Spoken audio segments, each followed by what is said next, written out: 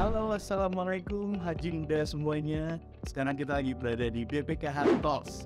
Perkenalkan, saya Rizky Saputra dan saat ini menjabat sebagai manajer komunikasi dan kehumasan di BPKH. Nah, saya join di BPKH itu sejak tahun 2018 akhir, jadi bisa dibilang batch pertama ketika karyawan BPKH dibentuk, karena BPKH sendiri juga lahirnya di tahun 2017. Nah, kalau misalkan kita ngomongin tentang kehumasan atau mungkin public relation, ini ada sebuah quotes, di mana ada quotes itu menyampaikan everything you do is public relation. Jadi apapun yang kita lakukan itu sebenarnya adalah public relation. Itu kita komunikasi dengan orang tua, kita komunikasi dengan teman, bahkan kalau misalnya di lingkungan kantor itu dengan kolega, atasan atau bawahan, itu semuanya part of communication. Nah, jadi kalau misalkan kita ngomongin communication, itu erat kaitannya dengan humas atau public relation. Nah, kenapa sih humas itu dibutuhkan? Humas itu dibutuhkan satu untuk melakukan komunikasi. Nah, komunikasinya itu kepada siapa? Komunikasi kepada masyarakat, atau mungkin audiens, atau mungkin target yang ingin kita sasar. Yang kedua adalah untuk memperkuat relasi. Nah, kalau di BPKH, relasinya itu adalah stakeholder. Stakeholdernya yang paling mayoritas itu adalah jemaah haji. Dan yang ketiga adalah membangun efektivitas yang baik. Nah, mungkin kalau misalkan saya mau ngomongin sedikit, yang namanya komunikasi itu antara agreement dan understanding.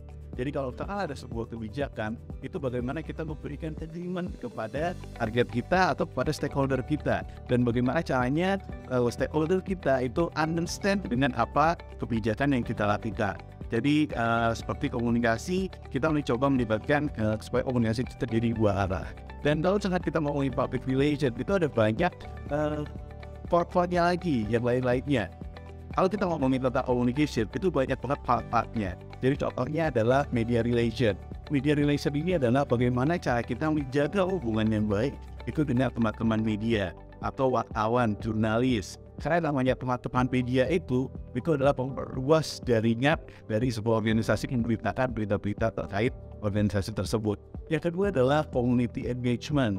Kita di sini mencoba untuk membangun sebuah komunitas atau ikut bergabung di sebuah komunitas yang beririsan dengan core business kita.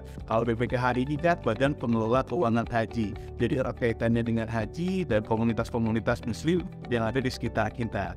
Selanjutnya adalah stakeholder relation. Nah, stakeholder relation ini bagaimana kita menjalin hubungan yang baik dengan stakeholder kita. Seperti yang saya sebutkan tadi, stakeholder kita banyak jemaah haji. Jadi kita di sini memberitahukan kepada jemaah haji terkait berita-beritanya, update-update apa yang terjadi, seperti apa biaya penyelenggaraan ibadah haji, bagaimana cara membayar, atau bagaimana membuat mereka semakin dekat dan mengetahui apapun tentang BPKH di sini.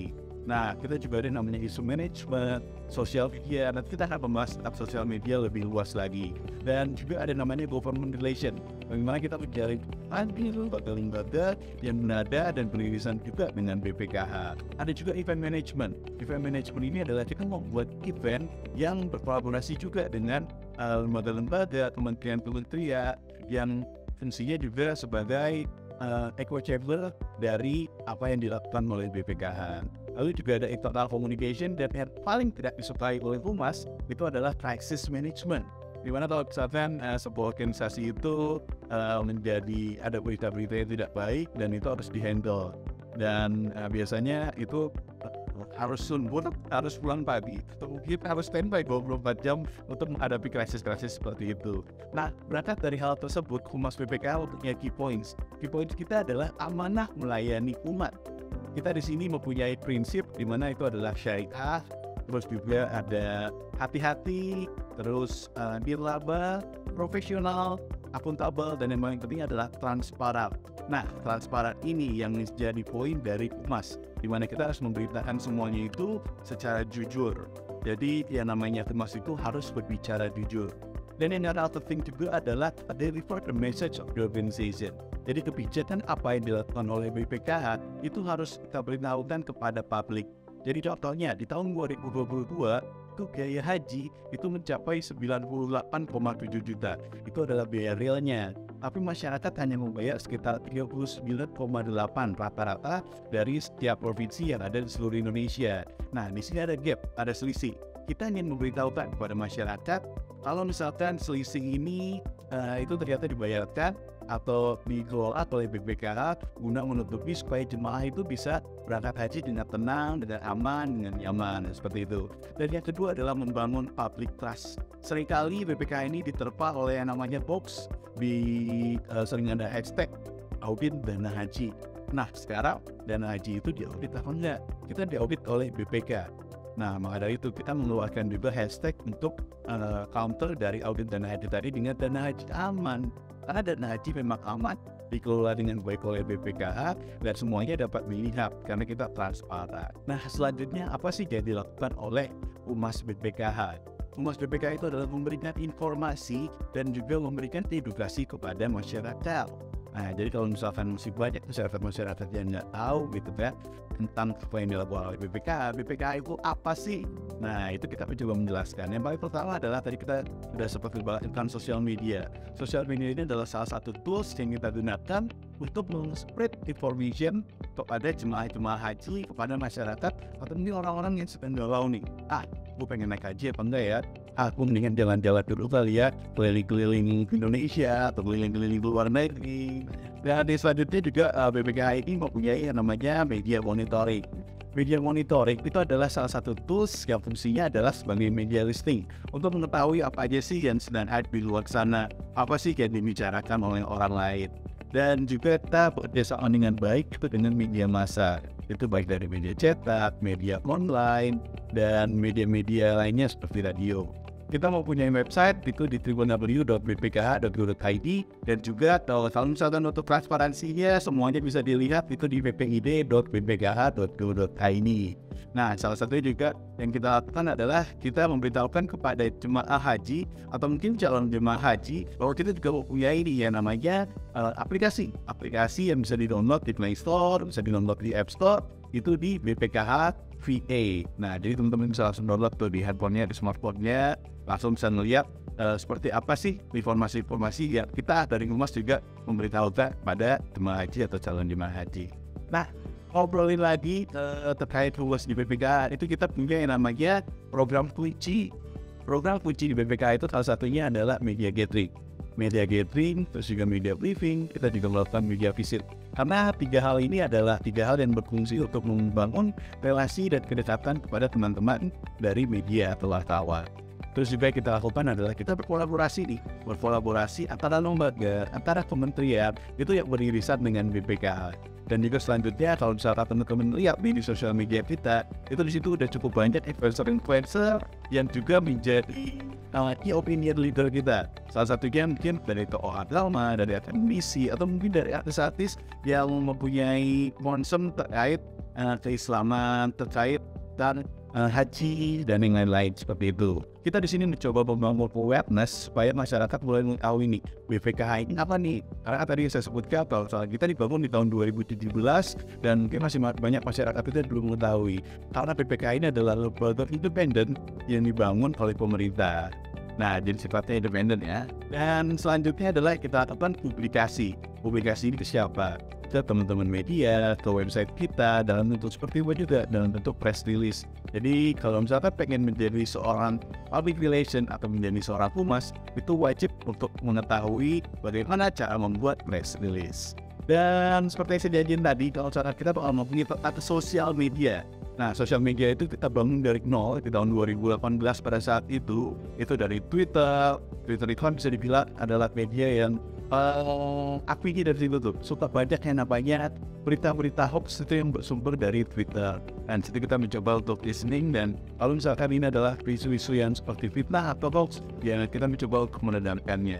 Dan kita juga Facebook itu bisa dibilang kayak ini ya, sosial medianya kompleks.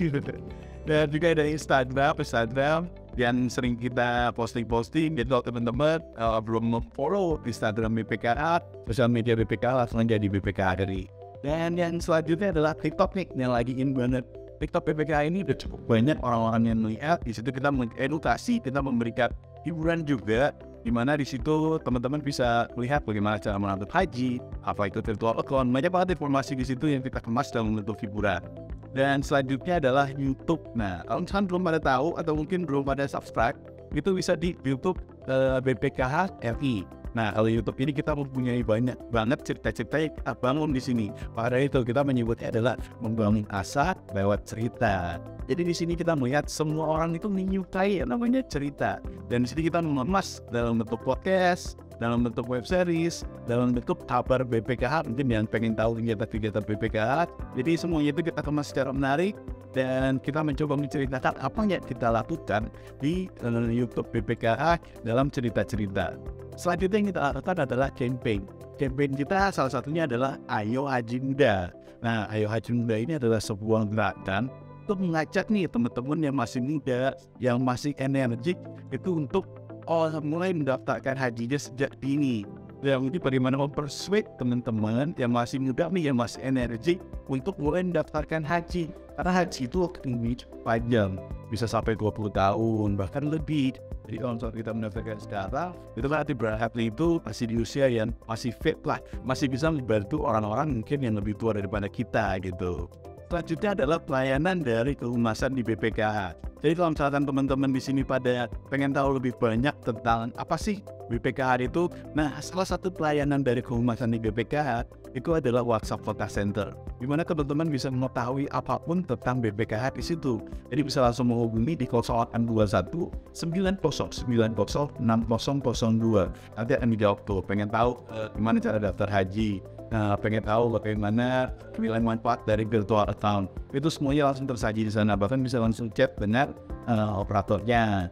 Nah, selanjutnya yang kita lakukan adalah terkait branding BPKH. Ini kalau kalian selama ini seperti lihat tuh yang Winning Bill itu ada branding BPKH di mobil online gitu ya.